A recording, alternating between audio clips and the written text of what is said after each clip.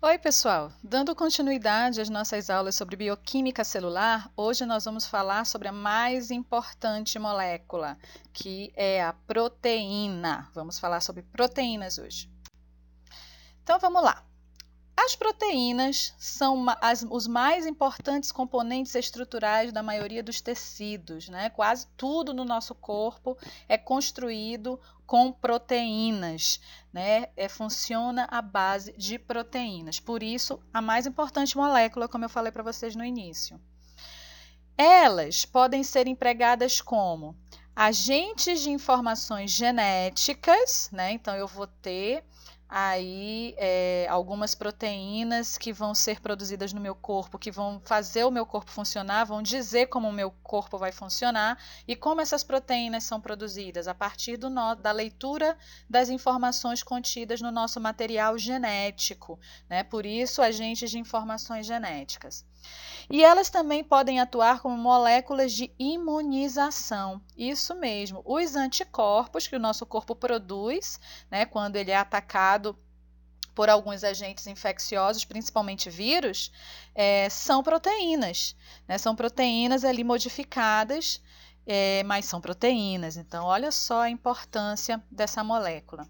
As proteínas são chamadas de polímeros. O que isso significa? Que são moléculas formadas pela união de moléculas menores. Essas moléculas menores a gente chama de aminoácidos. Então, a união de vários aminoácidos vão formar as proteínas.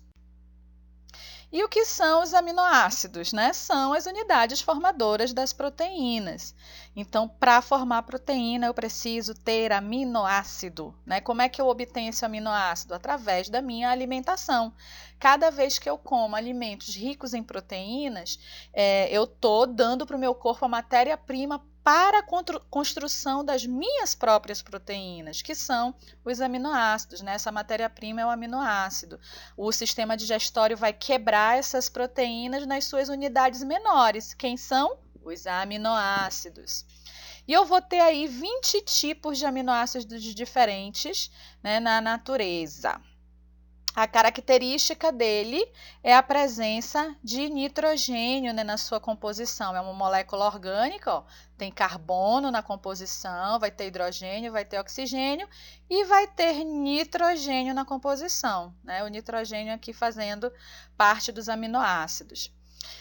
E aí, aqui o que a gente está vendo nesta figura é a figura de um aminoácido, né? A fórmula estrutural de um aminoácido, que vai ter aqui um grupo amina, que é esse H2N, aqui é o grupamento amina, vai ter um grupamento carboxila, que é esse outro da outra ponta. O outro carbono, esse carbono aqui que sobra no meio, ele vai estar ligado a um hidrogênio sempre, né? Porque o carbono, a gente aprende lá na química orgânica, que ele admite 4 ligações e ele geralmente está ligado ao hidrogênio. E esse R aqui significa radical. Em um aminoácido, ó, como nós temos 20 tipos diferentes, o radical é a única molécula que vai mudar, né? Todo o resto, né, da composição, da estrutura do aminoácido vai ser essa aqui, vai ser a mesma. Um carbono ligado ao hidrogênio e ao radical, um grupo amina de um lado e um grupo carboxila do outro lado. O que vai diferenciar os aminoácidos é justamente o que vai estar ligado aqui, né, que é o radical. Ele vai ser sempre variável. Aqui nós temos 4 exemplos, né? Aqui no exemplo A, nós temos um aminoácido chamado de glicina. Está aqui o grupo amina, está aqui o grupo carboxila, o hidrogênio e o radical é outro hidrogênio. Então, quando o radical for um hidrogênio, significa que esse aminoácido é uma glicina. Aqui em B, nós temos uma alanina. Grupo amina, grupo carboxila, o hidrogênio e aqui é o radical, né, indicando que esse aminoácido é uma alanina. Em C, nós temos uma leucina. Olha aqui, grupo amina, grupo carboxila, o hidrogênio fazendo a ligação com esse carbono, e aqui, ó, é o radical. Tudo isso daqui é o radical que faz com que esse aminoácido seja uma leucina. Em D nós temos uma valina, ó. Aqui o grupo amina, grupo carboxila, o hidrogênio, e aqui nós temos o radical, que faz esse aminoácido ser uma valina. Não se preocupem que eu não vou pedir para vocês decorarem a fórmula estrutural desses aminoácidos, mas vocês precisam saber a fórmula básica dele, a fórmula estrutural básica de todo aminoácido que nós vimos no slide anterior. Grupo amina, grupo carboxila, hidrogênio e o radical. Dos 20 aminoácidos que existem na natureza, eu vou ter aminoácidos essenciais e aminoácidos naturais. Os essenciais eu não consigo sintetizar no meu corpo, eu preciso obtê-los através da alimentação, né? E os naturais eu consigo produzir dentro do meu corpo, tá? São 12 aqui para a espécie humana, aminoácidos naturais que eu consigo produzir, certo? A diferença entre essenciais e naturais é que o essencial eu não consigo sintetizar, o natural eu consigo. Os aminoácidos, para formar as proteínas, eles vão se ligando através de ligações peptídicas, né? Ligação peptídica é a ligação química que vai unir esses aminoácidos e manter essa união entre eles. Como é que acontece essa ligação peptídica? Então, ó, aqui nós temos um aminoácido, aqui nós temos outro aminoácido, eles vão se ligar para formar uma proteína. Essa ligação peptídica ocorre sempre dessa mesma forma. Aqui, ó, eu tenho o grupamento carboxila deste aminoácido. Aqui eu tenho o grupo amina deste outro aminoácido. Então, o grupo carboxila do primeiro se liga ao grupo amina do segundo. E assim sucessivamente. Se entrar outro aminoácido aqui, ó, tá aqui a carboxila do segundo, vai se ligar com o grupo amina do terceiro. E essa ligação peptídica sempre ocorre entre esses dois grupamentos desses aminoácidos, certo? Quando essa ligação ocorre, ó, vai haver a liberação de uma molécula de água aqui, ó, H2O. Então, essa molécula de água se forma e sai da ligação, e esse carbono se liga diretamente com o nitrogênio, como a gente percebe aqui, ó. Ligação peptídica já estabelecida. Saiu as duas moléculas de hidrogênio e uma de oxigênio formando água, e então o carbono se liga ao nitrogênio do aminoácido seguinte, e aqui então nós temos um dipeptídeo. Di, porque eu tenho 2 aminoácidos, né? E aí peptídeo vem de proteína, certo? Está aqui a moléculazinha de água destacada dessa ligação.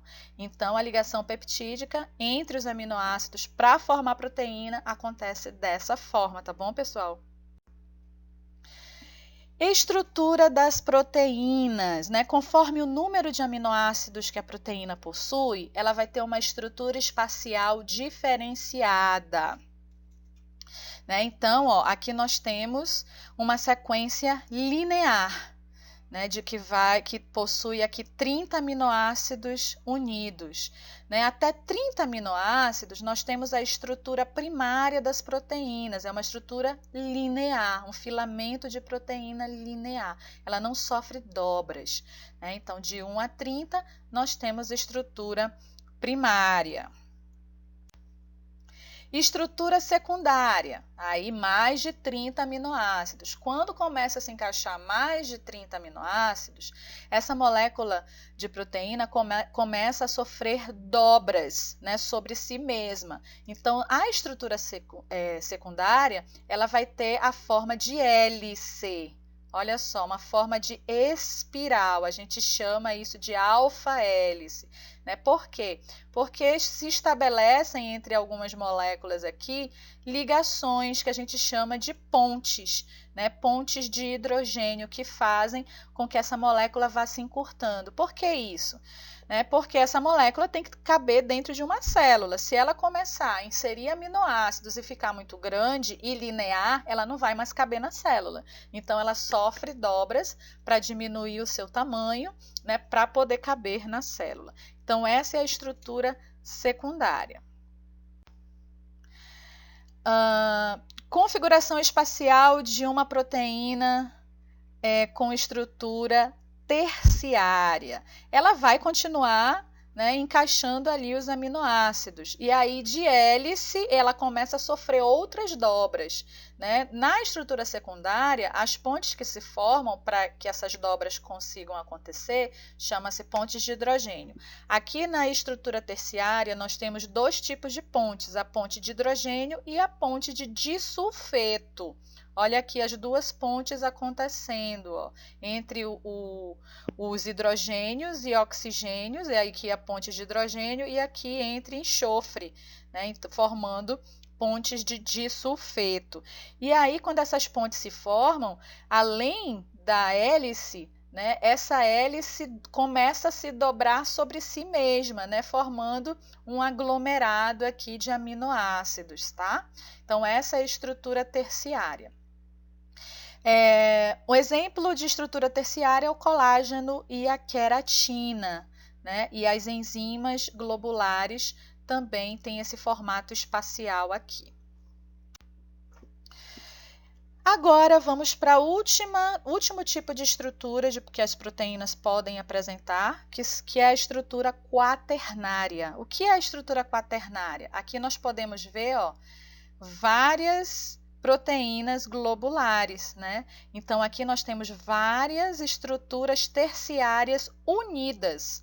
Então, quando se unem várias estruturas terciárias, eu tenho, então, uma estrutura quaternária. O exemplo aqui é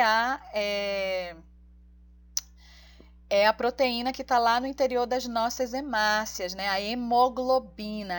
A hemoglobina tem essa estrutura espacial aqui quaternária, que são várias terciárias unidas, tá bom?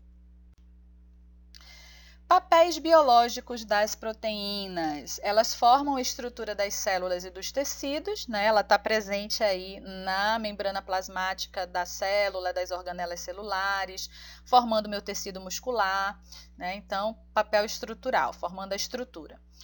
Facilitação da ocorrência de reações químicas. Eu tenho proteínas especiais chamadas de enzimas. As enzimas são catalisadores naturais. O que seriam catalisadores? São moléculas que justamente facilitam as reações químicas, fazem com que essas reações aconteçam mais rapidamente. Então, elas dão uma acelerada ali no nosso metabolismo. Eu vou ter o papel de transporte de oxigênio. A gente acabou de falar no slide anterior da hemoglobina. Então, a hemoglobina tem exatamente esse papel. Ela está lá no interior das hemácias, ela vai pegar o oxigênio da nossa respiração por causa do ferro. A hemoglobina tem na sua composição o ferro, que tem alta afinidade pelo oxigênio. E aí, a hemoglobina pega esse oxigênio para ser transportado pelo nosso corpo, certo? Transmissão de informações de diferentes partes do corpo, né? Aqui a gente está falando dos hormônios. Os hormônios também são proteínas, né? E eles vão fazer a ponte de ligação entre o meu sistema nervoso e os meus órgãos, né? A partir dos hormônios, os meus órgãos vão funcionar. Se eu não produzo hormônio, eu morro, né? Eu preciso deles para que o meu corpo funcione. Por isso, transmissão de informações. E combate agentes infecciosos, né? Nós já falamos também dos anticorpos. Os anticorpos são proteínas especiais que vão combater vírus, bactérias, né? Substâncias aí que podem me causar algum mal. Ok. As enzimas são proteínas catalisadoras, já falamos disso, né, que facilitam a ocorrência das reações químicas no metabolismo celular. Eu vou ter também as proteínas de reserva, a gente ainda está falando dos papéis, tá, das proteínas.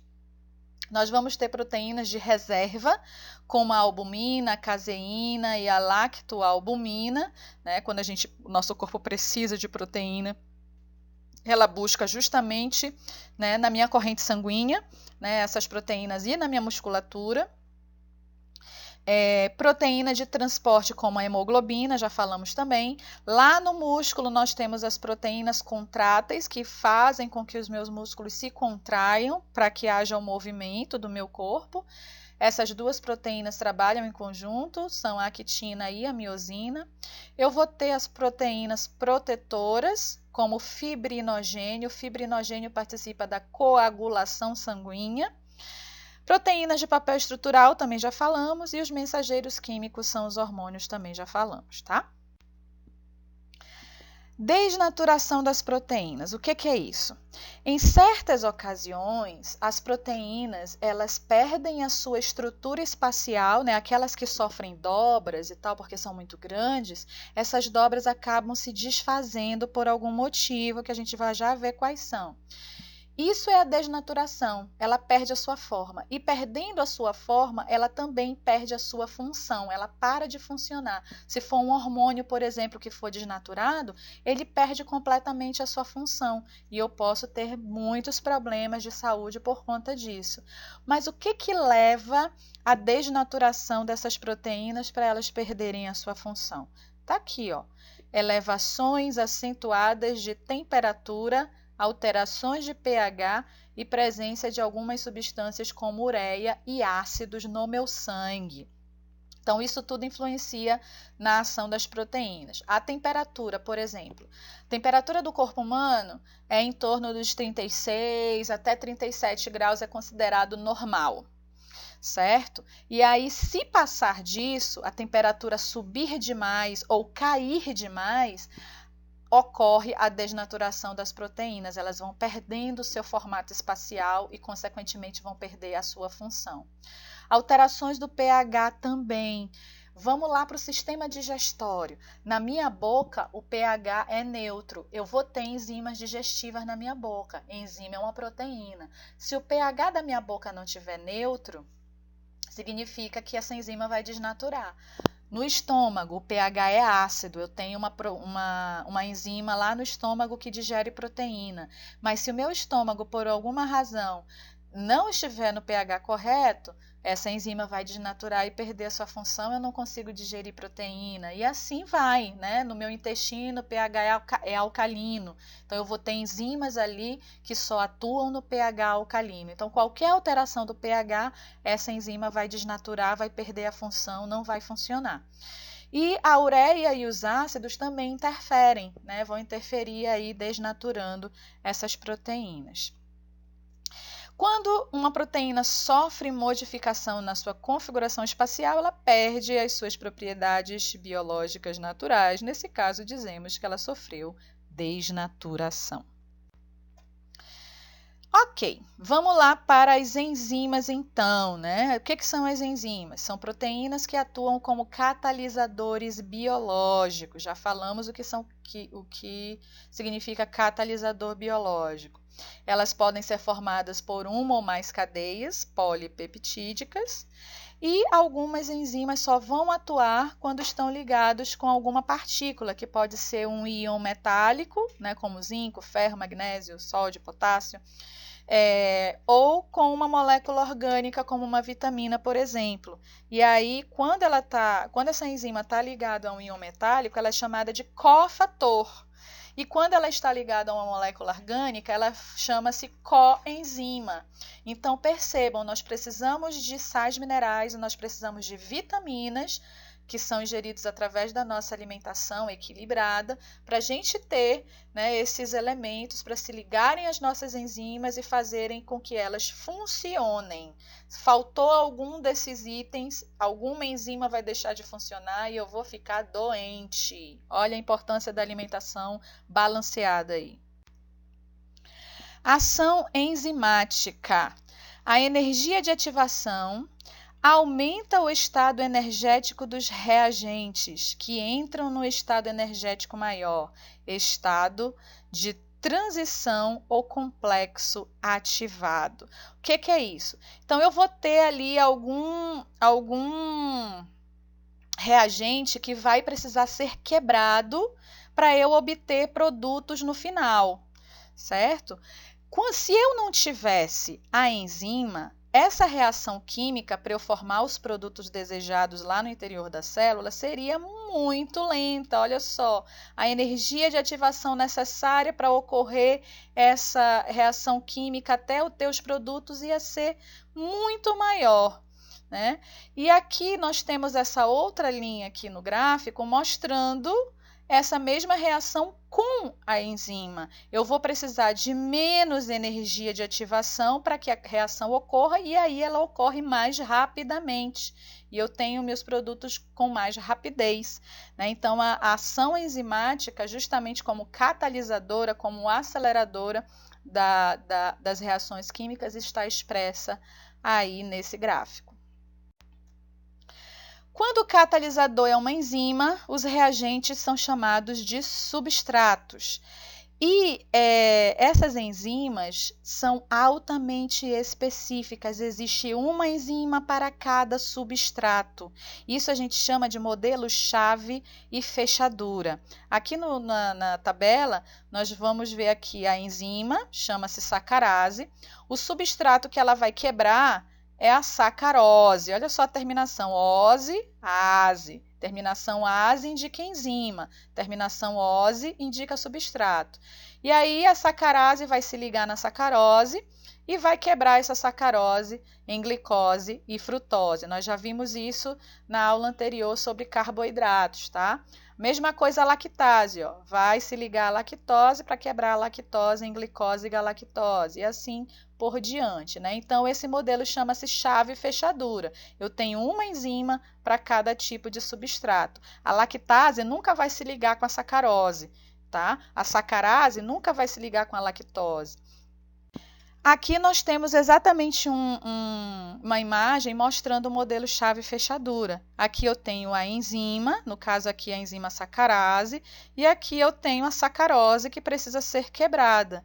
E aí eu vou ter nessa enzima o que eu chamo de sítio de ligação ou sítio ativo, onde ela vai se ligar ao substrato. É como se fosse mesmo um quebra-cabeça, né? Uma pecinha se encaixando exatamente na outra, aqui para que a reação ocorra e o substrato seja quebrado nos seus produtos finais. Então, isso é o modelo chave fechadura.